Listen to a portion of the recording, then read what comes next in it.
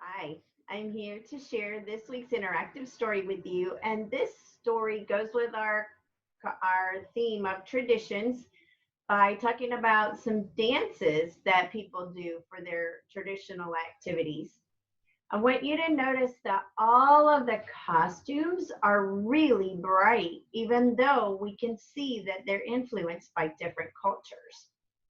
Does your family do a traditional dance? Hmm. While you think about that, I'm going to go ahead and get started and I'll let you know which picture we're looking at that matches the words in this interactive story. The story's title is Let's Dance. What dances do you know? When do you do them? Do you dance when your family gets together for birthdays?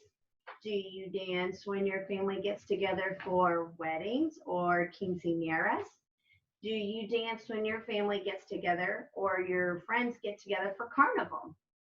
So right now we're going to start with picture number one.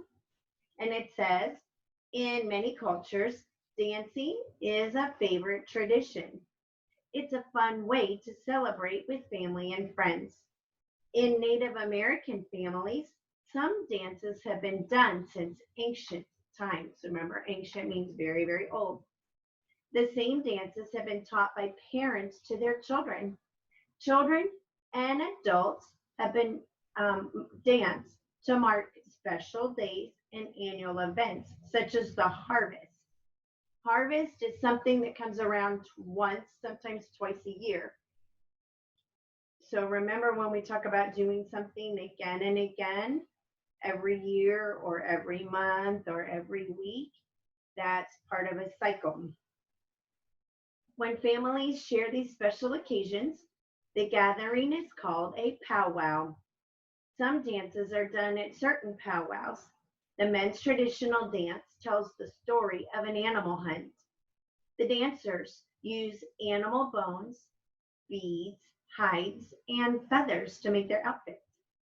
In the jungle dance, women decorate their skirts with small metal cones. The cones jingle as the women dance. If you want to learn more about powwows and the types of dances that are done at powwows, in Florida, we have the Seminole Indians who still gather and do this kind of dancing. You can contact the Seminole Indian Museum and it has a schedule, and sometimes they participate in events like the powwows out there. Okay, now we're going to look at picture number two. Just like the traditional Native American dances, square dancing has been around for hundreds of years. It is the official national folk dance of the United States. Square dancing began in England and France, and then it came to America. In the early years of our country, people came together in small towns and held square dances. After working hard on farms all week, Saturday night square dances were a fun way to see friends and neighbors. As people started to spread out across the country, the popularity of the square dance spread too. In square dancing, everyone dances together. All the dancers start by facing each other in a square. One person calls out each of the movements, such as swing your partner or circle to the left. Today, square dancers dress up before they hit the dance floor. The women wear full skirts, and the women usually wear a Western style handkerchief or tie and boots. Square dancing is a fun tradition that still brings people together. And my family is from the United States. We've lived here many, many generations. And square dancing is something that I did when I was growing up. There's also another traditional American dance called clogging that came from Scotland. And if you want to see that, there are clogging groups that sometimes go around to different festivals and arts and crafts events that are in the area. Now we're going to move on to picture three. Another kind of traditional dance is called folk, folklorico. Folklorico dances are performed by people who live in Mexico and by Mexican people who live in America. These dances are done for fun, to tell stories, and to help people remember their history. Folklorico dances are done at parties and community events. A small band often stands behind the dancers to play the music. Men who dance the folklorico wear a wide hat and a red belt and tie. Women dancers often wear full skirts in bright colors. The dancers hold out the edges of the skirts. The skirts look like wings as the women dance. The swishing sound of the skirts adds drama to the dance, along with the dancers stomping feet.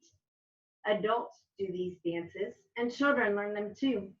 In Mexico and America, kids have fun learning what each dance means and how to do the steps of the dance. That makes me think of the fact that in Hawaii they do hula dances that also have meanings. The movements stand for different words. If you want to get a taste of Hawaiian folk dancing, you can catch out the Disney movie Stitch. And that has a little girl who's learning some of the Hawaiian dances. Or you can do a Google search for Hawaiian hula dancing to get some more ideas. Picture number 4 shows a traditional Jewish dance. It says the Ora is a traditional dance in the Jewish religion, but is sometimes performed for an audience, but is mostly done for fun. The Ora is a very cheerful dance. Dancers hold hands and stand sideways in a circle. The circle has special meaning. It shows that everyone does this dance together. No dancer is more special than any other. The steps are simple and quick to learn. People dance the Ora at weddings and other celebrations. Most guests make an effort to join the dance. People who dance the Ora for the first time often laugh a lot. The tradition of dancing the Ora began in Europe. Over time, it has become an important folk dance in Israel. And today, the Ora is often danced at Jewish weddings or other celebrations. One that they did not talk about here is the fancy dances and the big, colorful, feathery costumes that go with an event called Carnival. If you would like to get more information about dancing at Carnival, I'm sure you could Google and find videos of Carnival in Port-au-Prince, Haiti, that has examples of the kind of dances that people do for Carnival.